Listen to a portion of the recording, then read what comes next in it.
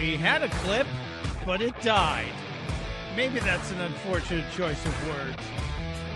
Former President Jimmy Carter, as you likely know by now, has passed away at the age of 100.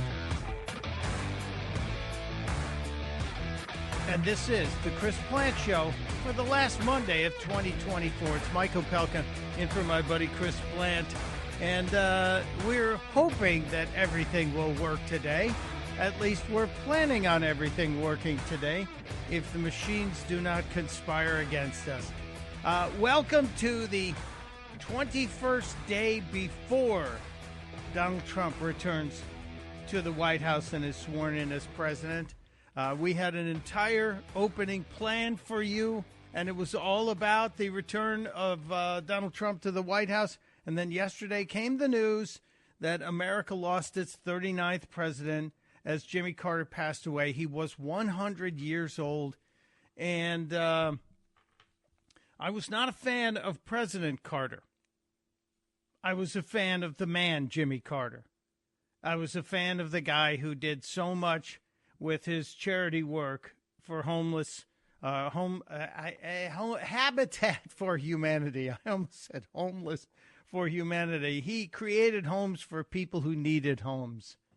Or as people would say today, the unhoused, which is a ridiculous term. But Jimmy Carter did so much in his post-presidency, it almost made up for what many of us believe was a terrible presidency. You cannot deny the guy was a giant when it came to his faith and his family and his belief in community service. I don't think I can recall another president who spent less time raking in cash after he left the White House. I know Reagan kind of retired, but he was having difficulty with his cognitive skills. Jimmy Carter retained his cognitive skills till very late in his life. He taught Sunday school while he battled brain cancer, and he kept pushing for people to give their time to help those less fortunate. So while I may not have been a fan of the president, Jimmy Carter, I remain a fan of the man, Jimmy Carter. Had the chance years and years and years ago when I worked at Fox to meet him, and he signed a book for my father-in-law, who was a gigantic Democrat.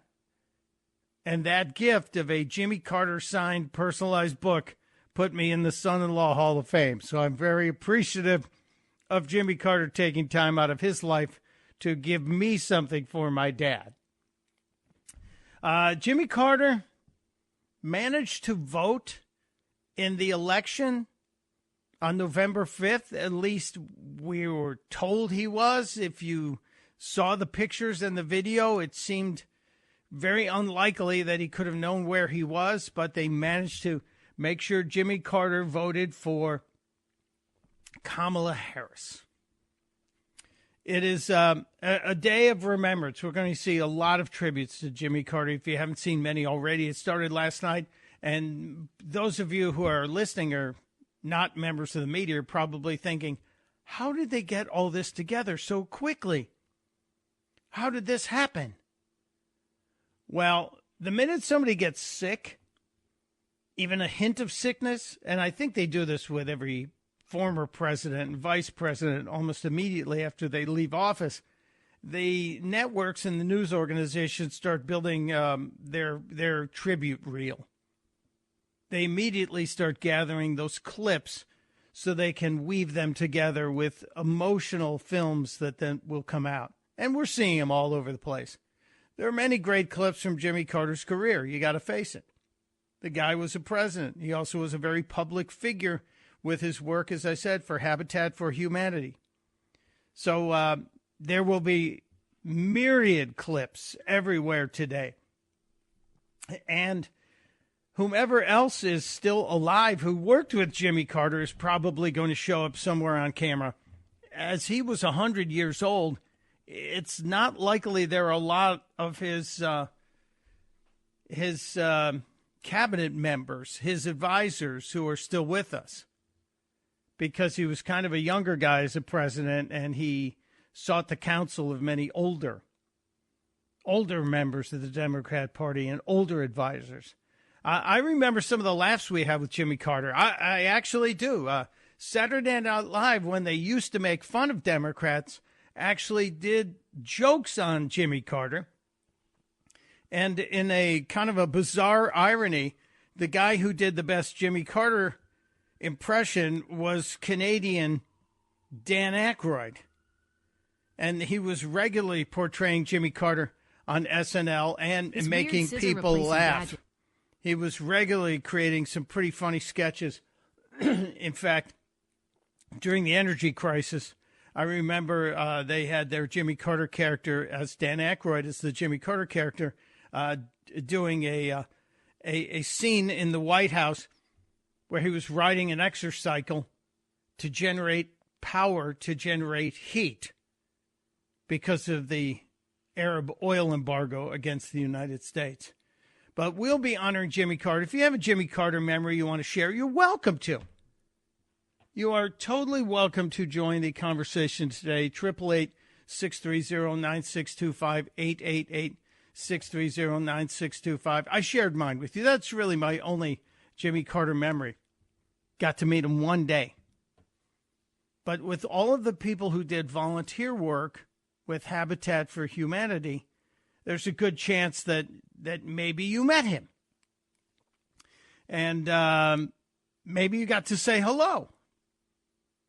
He was always out pushing it. In 1984, on ABC TV, Carter was working with Habitat for Humanity. And, well, it resulted in a very lovely clip. Clip 3, Michael.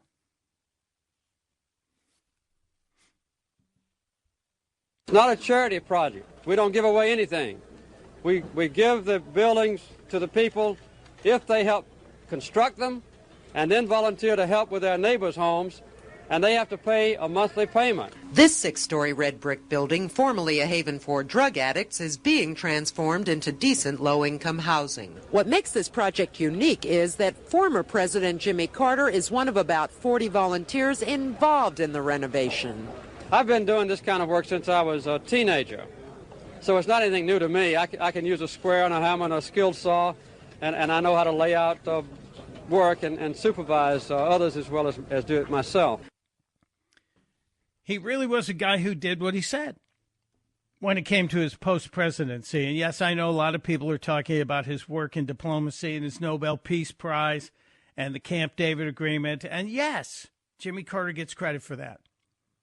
But he also presided over a pretty dark part of our history when Americans were held hostage in Iran for 444 days.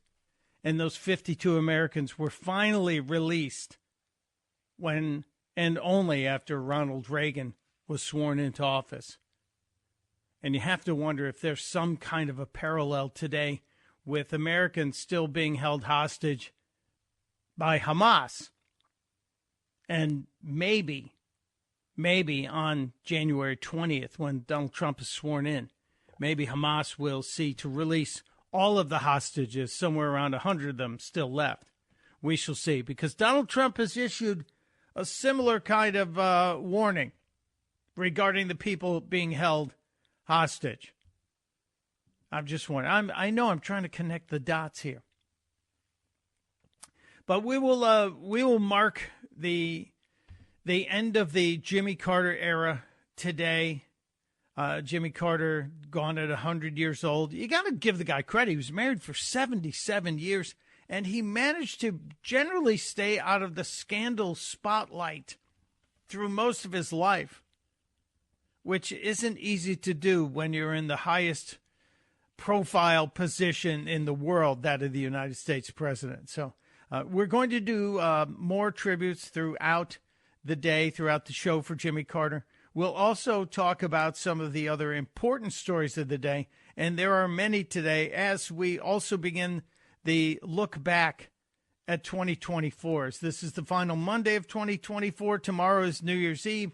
We will be addressing, of course, some of the biggest screw-ups by the mainstream media. We'll be talking about some of the things that the mainstream media did over the course of the last 12 months, I know you could probably say the last 4 years, but over the last 12 months, that really highlights some of the shameful abuses of journalism by those members of the mainstream media.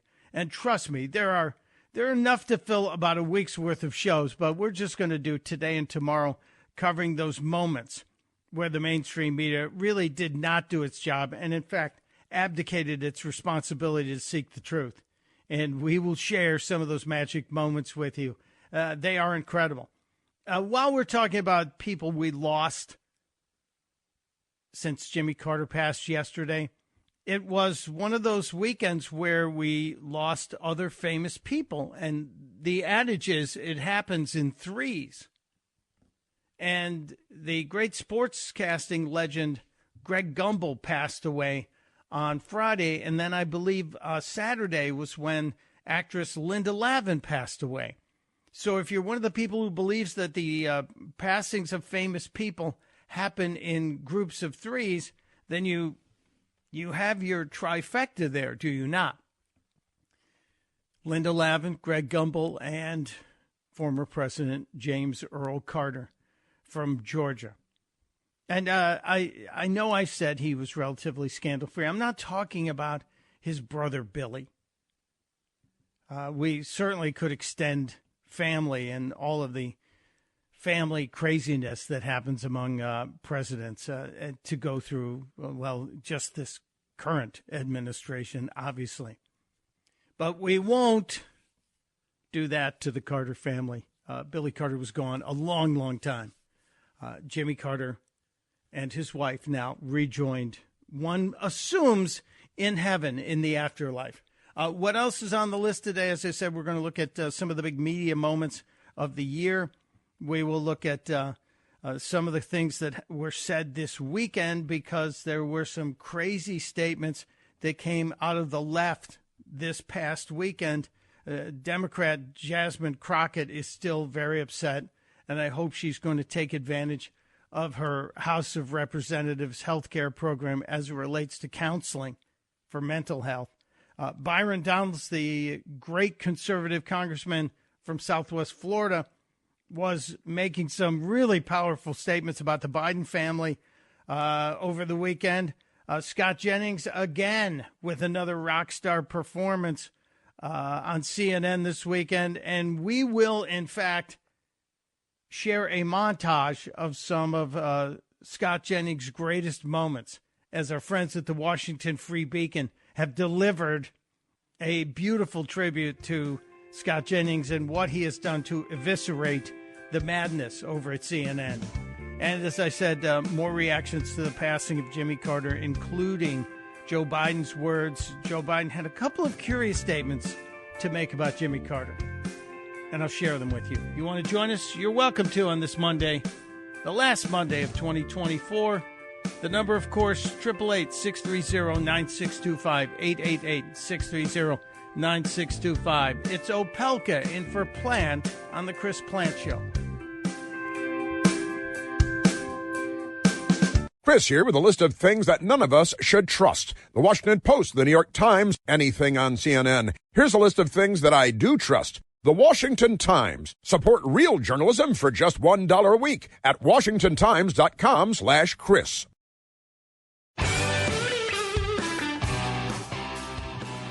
It is the Chris Plant Show on the final Monday of 2024. Mike Opelka in for Chris Plant, and you, of course, are always welcome to join us. 888-630-9625, 888-630-9625. It is a day when we will begin the process of looking back, tomorrow being New Year's Eve.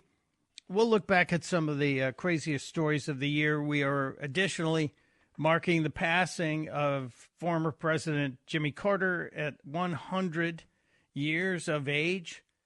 A remarkably long life for a man who served this country in the military and then went on to become the governor of Georgia, the president of the United States, but distinguished himself in his post-presidency with his service work, not with building foundations that built other countries and other friends from hundreds of millions of dollars, but just giving back. I think you got to give Jimmy Carter credit for that. And I will say that till the end. Absolutely. Meanwhile, Joseph Robinette Biden Jr. was speechifying yesterday, stepped aside from his vacation in St. Croix and was asked about the death of Jimmy Carter. And one of the more curious things, and I really think this speaks to the character of the man, Joe Biden. Never mind the cognitive decline. I think you learn more about the character of the people in some of their side comments. And this is kind of a side comment. A reporter asked Joe Biden, is there anything President Trump, could take from President Carter? Think about that question. First of all, why ask that question of Joe Biden, who earlier in the weekend had said he's upset that he dropped out because he thought he could have beaten Trump. We saw some of that over the course of the 107 days that Kamala Harris was trying to challenge Trump. We saw some of those indications where Biden had conversations with Barack Obama. It looked like he wasn't happy that he had been forced to drop out. And then over the weekend, Biden, in fact, did say he thought he could have beaten Trump. And I guess he's already forgotten about that first debate performance and how awful that looked. But this question comes up from a reporter. Is there anything President Trump could take from President Carter? Trump to take from President Carter? Decency. Decency. Decency. Now, he repeats it 3 times. Is he hoping to attract decency into the room like he's calling Beetlejuice? But no, Biden says decency. And it's bad enough, it's snarky enough, it's mean enough that he says that, but he kind of laid it on a little bit more. Everybody deserves a shot. Everybody. Can you imagine Jimmy Carter walking by someone and you need something and just keep walking? Can you imagine Jimmy Carter referring to someone by the way they look or the way they talk? Can you imagine a president standing on the tarmac waiting for the dignified transfer of 13 American service personnel? And can you imagine that president looking down at his watch? And this happens after he also made the families of those 13 killed American soldiers. Can you imagine making them wait 3 hours because you were taking a nap on Air Force One? If you want to talk about decency, sir, you're just leading me back to that axiom of the year. You point a finger at me, there's 3 pointing right back at you. Decency. It's never going to be on the Biden family coat of arms. It's Mike Opelka stepping aside on the Chris Plante Show.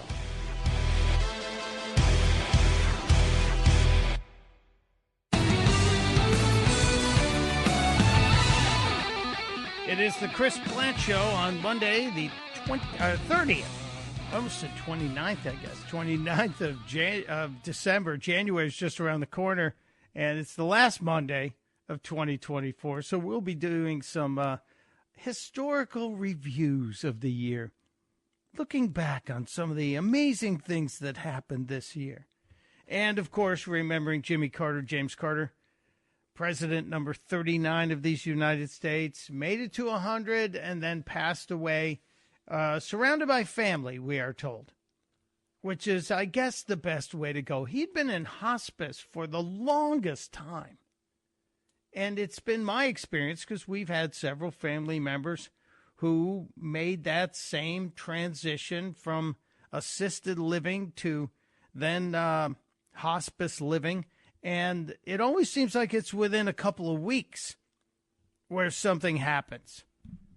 And you're then passing away. Not the case with Jimmy Carter, who after his wife passed away, after Rosalind Carter passed away, then he hung on for quite some time. But all of our thoughts and prayers to the family of Jimmy Carter and to surviving members of his family. I guess his daughter, Amy, who took a lot of heat when she was a young kid at the White House, and she's grown up to be a fine, upstanding young lady. Donald Trump had a great statement. He posted on Truth Social, and he posted a couple of different things, and people were questioning why he did two posts. And I think that you're allowed to have a couple different thoughts when someone passes away. Mr. Trump wrote initially, President Jimmy Carter is dead at 100 years of age. While I strongly disagreed with him philosophically and politically, I also realized that he truly loved and respected our country and all it stands for. He worked hard to make America a better place, and for that I give him my highest respect. He was a truly good man, and of course will be greatly missed. He was also very consequential, far more than most presidents. After he left the White House, after he left the Oval Office, warmest condolences from Melania and I to his wonderful family. That's a classy statement, which is how you're supposed to act. Presidential, as they say. Even though Jimmy Carter called Donald Trump an illegitimate president, Donald Trump took the high road after Jimmy Carter passed. Russia has been proven by our intelligence community to have interfered with one of our human rights, which is the right of free and fair elections. Yeah. What's your reaction? How should we deal with Russia? Well, the president himself should condemn it, admit that it happened, which I think 16 of our intelligence agencies have already agreed to say. And there's no doubt that the Russians did interfere in the election. And I think the interference, although not yet quantified, if fully investigated, would show that Trump didn't actually win the election in 2016. He lost the election, and he was put into office because the Russians interfered. That was in 2019. Jimmy Carter at 95, basically saying the Russians put Donald Trump in office.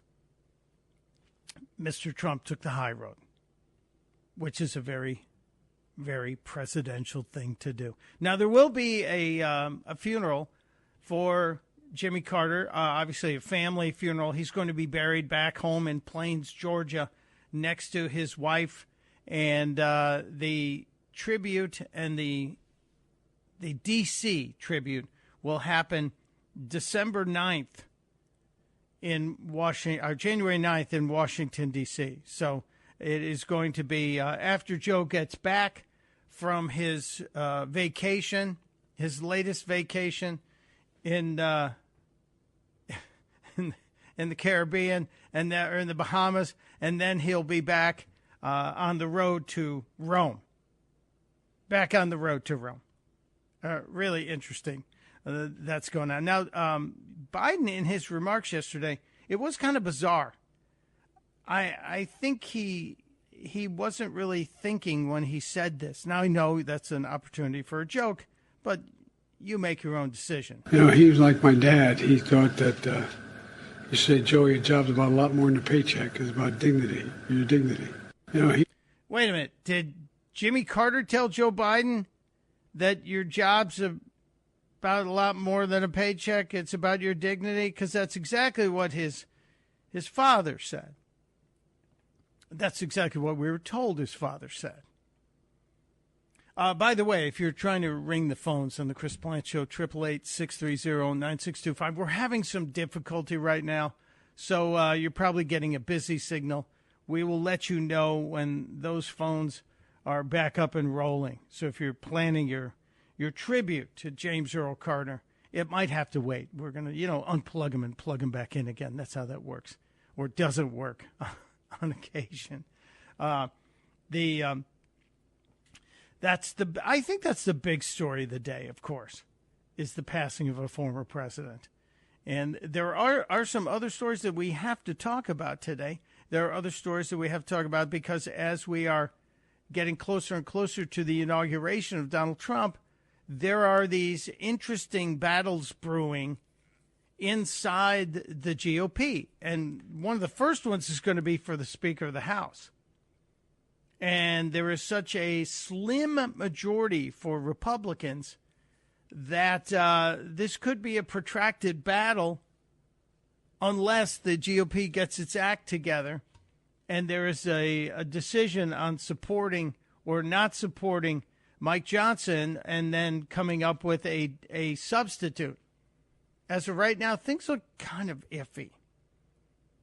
Things look a little bit on thin ice, as it were, for Mike Johnson. And yesterday in D.C. it was 60 degrees. So, thin ice was the name of the day. Barely was any ice left after the last week. And we'll get to that because I do know that Congressman Thomas Massie has been one of the loud voices on the right who is leading the charge to replace the Speaker.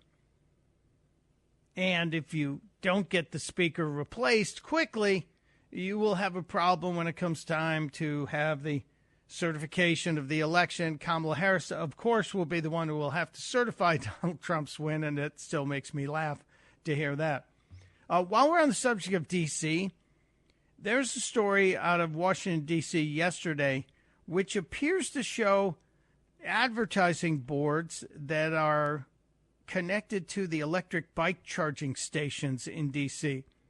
Most of these big cities have the electric bikes that are set up there.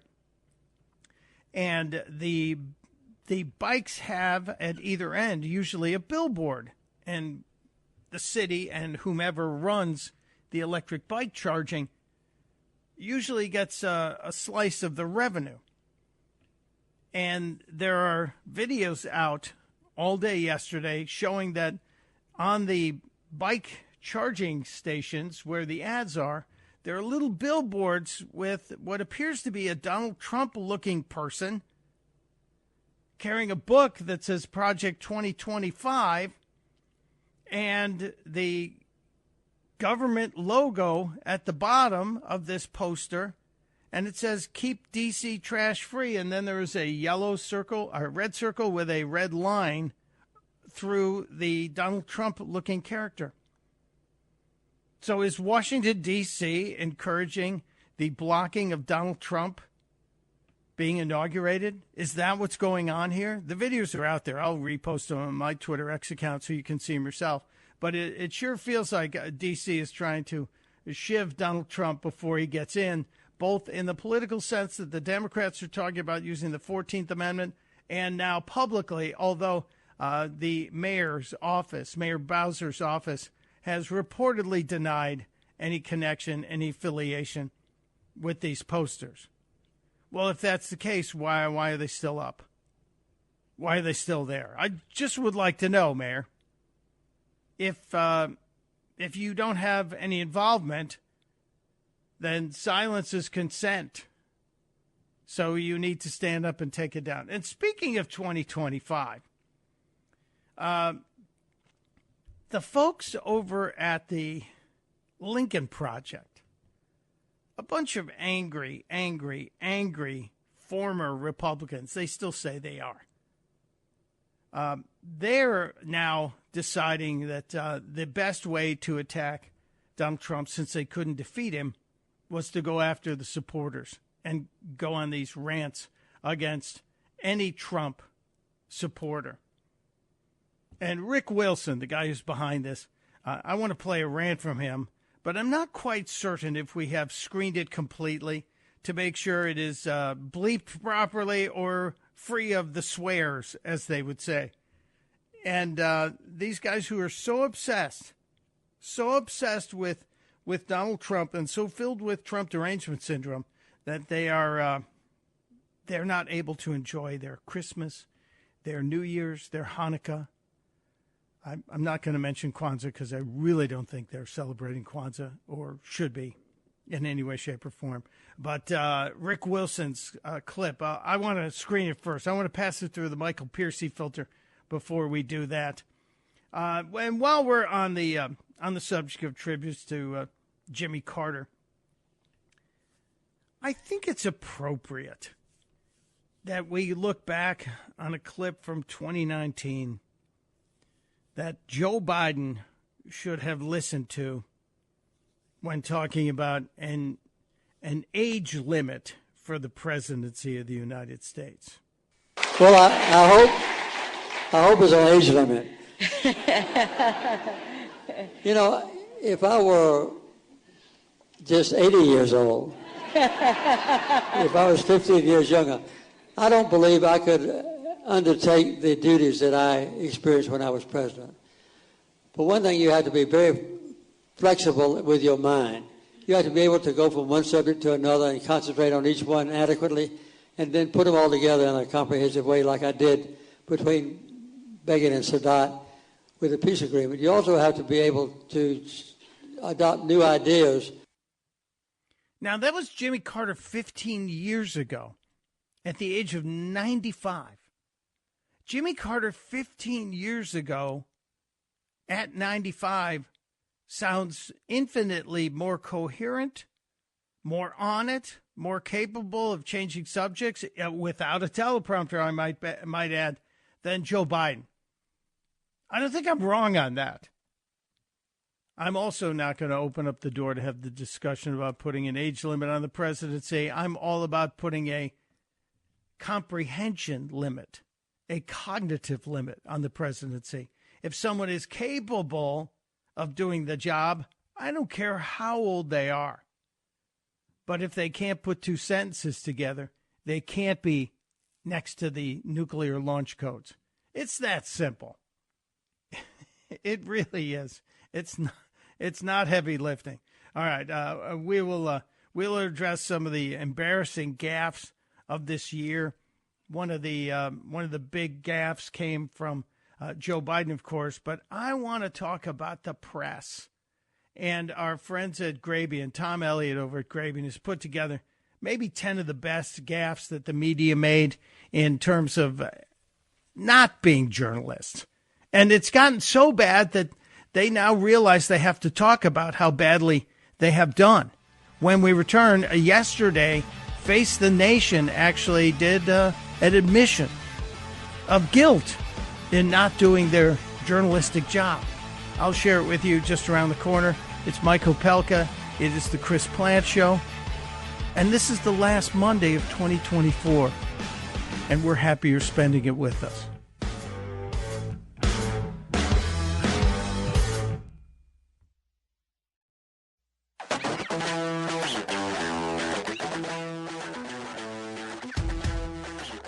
It is the Chris Plant Show. Mike Opelka for Chris Plant. 888-630-9625 is the number. Yes, the phones are working today.